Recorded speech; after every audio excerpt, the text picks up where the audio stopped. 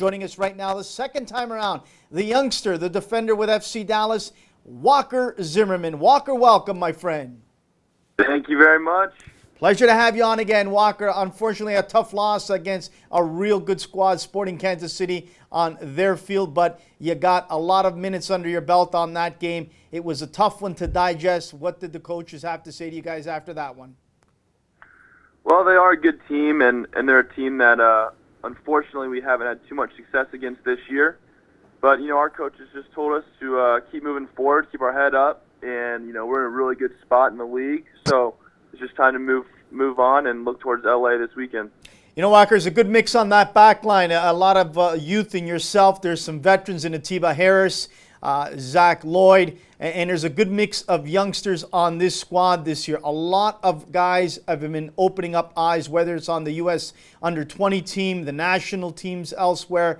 This has got to be great for a youngster like you just to fit in there with a lot of the young guys. Yeah, it's great. We have a lot of talent coming up, and especially with the homegrown system at FC Dallas, the young guys who came up through the academy. So overall, we got a great mix of guys who were drafted, guys from the academy, and everyone's really just putting their best foot forward and helping the team. Let's talk about this youngster, Jesse Gonzalez, a bit. You get to see him in training day in and day out. You get to see him in action. This is a young star on the rise, especially in his position. He looks like he has all the tools. He looks like he has the right makeup to be a star for a long time here in MLS. Your thoughts on him? Yeah, Jesse's a great guy. I think he's learned a lot under Dan Kennedy and Chris Seitz the past 2 or 3 years. And so for him to finally get his opportunity, it's really good for him, and he's certainly making the most of it. And we're confident with whoever we have behind us in goal, and he's certainly placing his claim on this team, and we're all there to support him day in, day out. So it's good to see him get this opportunity and really take advantage of it. You mentioned two classy guys, Dan Kennedy, who's been around MLS a number of years, and also Chris Seitz as well, guys that really know their position inside out, and guys that can help Jesse, and guys that can help you, Walker. I'm sure after games, maybe there's a tape that you're breaking down with maybe the keepers and maybe your defenders, and maybe there's stuff that Dan Kennedy and Chris in their travels and in their experience can help and explain to a youngster like you. That's got to be great as well. Yeah, definitely. There's been a certain number of goals or situations that we definitely talk about after the game or even at halftime. Just talk about our positioning, what we expect of each other, and it's really good to get feedback on both ends. Massive game against the LA Galaxy coming up, a star-studded lineup, but a side that the last couple games they haven't really played at their best. What has the coaching staff said, and how are you getting prepared to play this star-studded lineup? Well, we just really got to focus on our game and how we play. It's gotten us to this point in the season where we are in the standings, and we know they're a good team. We play them all the time, having them in the Western Conference. So it's a game that they're good at home. They're good on their home turf, but we've had some success on the road, and I think everyone's kind of itching to go back to LA and get 3 points after them defeating us at home in a game that we thought we probably outplayed them a little bit.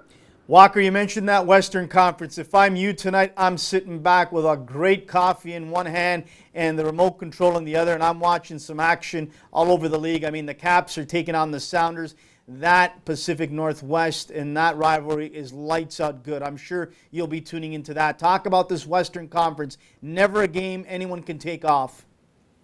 No, it's so true. I mean, it's very tight, especially up at the top.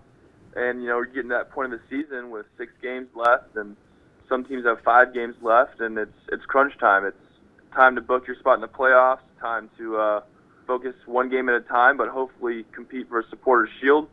And that's something that everyone at the top is eyeing. So it's definitely competitive and definitely fun to play in such a good conference.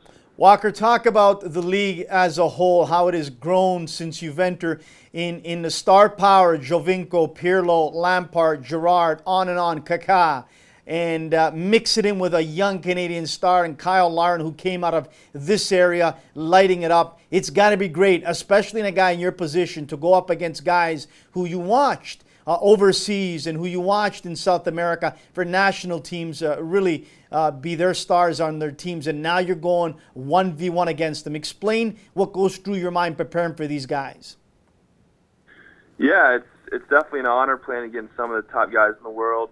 You look at Kaká, who's one World Player of the Year, and here you are squaring off against him, and other guys like Pirlo competing for Champions League finals and all that good stuff. So it is fun, and it's fun to compete against those guys, see kind of where you measure up, and it's also fun preparing because it's kind of a once in a lifetime opportunity. And so you just got to go out there and take it and really enjoy it. Soccer, it's still about having fun. And so you just got to relish those moments where you get to play against some of these guys.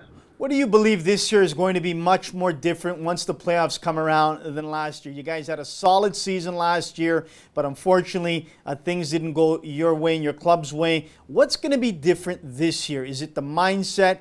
Is it the lessons that your squad has learned from years past? What's going to be different that people need to take FC Dallas for real this year? Yeah, I think it's both the mindset and the experiences. I think last year was, we're a young team, and last year was kind of the first year we were all in the playoffs together. We only had a few guys from that roster last year who had been in the playoffs before because we were so young with FC Dallas. And I think this year we're coming in, we're more ready, we're more disciplined, we have a better understanding of each other, and we also have more expectations out of each other. So I'm really looking forward to the playoffs, really looking forward to what this team can do because I think we can go all the way.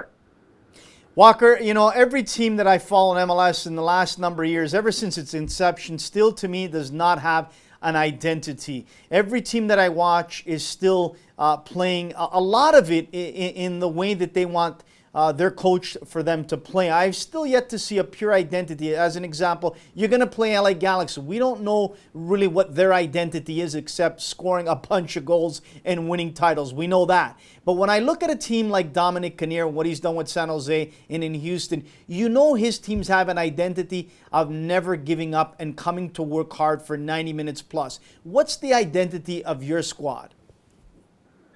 Yeah, I think our identity has definitely changed since Oscar has gotten here. I think if you go back and look between last year, 2 years ago, and then to this year, you'll see a difference in how fit we are. We're a very fit squad.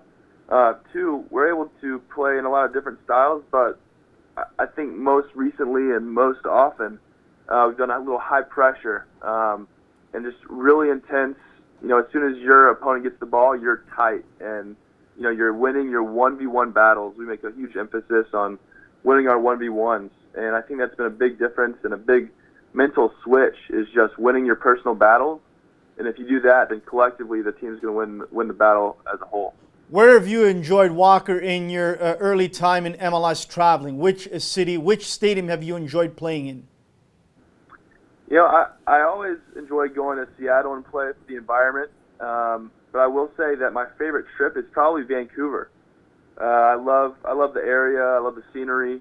It's always a great game when we play them. And then it doesn't hurt that they have the world's best gelato kind of right down the street from the hotel. Outstanding. Who's the number one jokester on the squad when you guys are on the road? Number one jokester, I think Tesho Akindele is pretty high up there. He gets a lot of guys laughing. Interesting. The Canadian boy. Absolutely. Let's hope he's ready to rock and roll come World Cup qualifiers coming up soon here against Honduras. Who's the student? Who is the player on your squad that loves to learn about everything? Politics, business, you name it. Who is that on your squad? I think that's Dan Kennedy. He's a guy who's a leader. He's on the board for the Players Union, the executive board. And he's just a guy who seems to know a lot, especially about soccer, just about business, politics, whatever. He's just a very mature guy, and he seems to know pretty much everything. Who's the guy that you can call up in the middle of the night if it's just a bad game maybe that you didn't have or the team suffered a tough loss? Who can you pick up the phone and talk to on your squad that's going to listen? I'm going to go with Ryan Hollingshead. He's probably my best friend on the team. We room together on every road trip, so we're usually up pretty late after the games anyways, just debriefing, talking about life, and he's a great guy to talk to. And let's talk about life. What do you like to do, Walker, away from the pitch, away from training, away from games? What do you like to do in your spare time? What's important in your life that you enjoy doing? Yeah, so I volunteer at my local church, leading a small group of 9th and 10th grade students, and occasionally get to speak to the high school and middle school there. I spend a lot of time up there on Wednesdays, so tonight I'm actually heading up there. But I also enjoy just relaxing, going to the pool, just doing some recovery work after practice, doing a little fishing, just really kind of taking it easy. And I think if you talk to any of my friends, or anyone who knows me, I'm always gaming. So I'm always extremely competitive.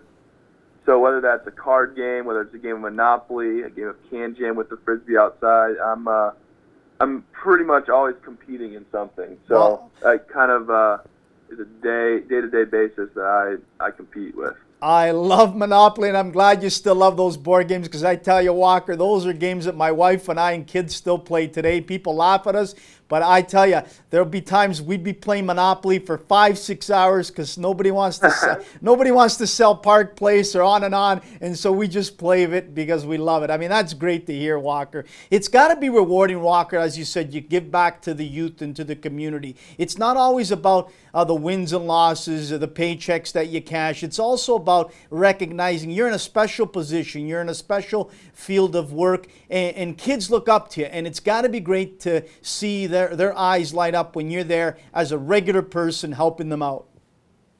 Yeah, kids definitely do look up to you, and it's funny because in my mind I'm just another guy just going to volunteer and serve them, and I really do just want to get to know them. So it's cool because they respond very well, just because of the position that you're in. And so I think, as athletes, you have a very important job to be a good mentor to younger kids and players, and kind of let them see that you are a normal person, and you do make mistakes, you do love them, and I think it's a pretty big deal. That's awesome. Before we let you go, Walker, let's talk about the state of Texas. I mean, it is unbelievable the support they have for the game you and I both love. They always talk about the North American football, which is, we know, NFL, NCAA. But let's not forget, there's Dallas, there's Houston Dynamo, there's San Antonio Scorpions in the NESL. And you could go to a lot of youth club games down there that are well attended as well. A friend of mine, I consider him a friend, former FC Dallas coach Shalis Hindeman, now at Grand Canyon, talked and raved about that Fort Worth area and Texas as a whole, the way it has exploded. How have you seen it really taking off to another level, the game that we all love? Yeah, I think, it's funny because even my roommate is getting involved with the Dallas Sidekicks, to name another soccer arena. And everywhere you go in the youth is just, they're passionate. The coaches are passionate. The kids are passionate. Everyone wants to get better. And it kind of is a different mentality than when I was playing growing up, because these kids they're training not just 2 or 3 times a week. They're training 4 or 5 times a week, before school, right after school. So it's pretty special to see the growth and development across Texas.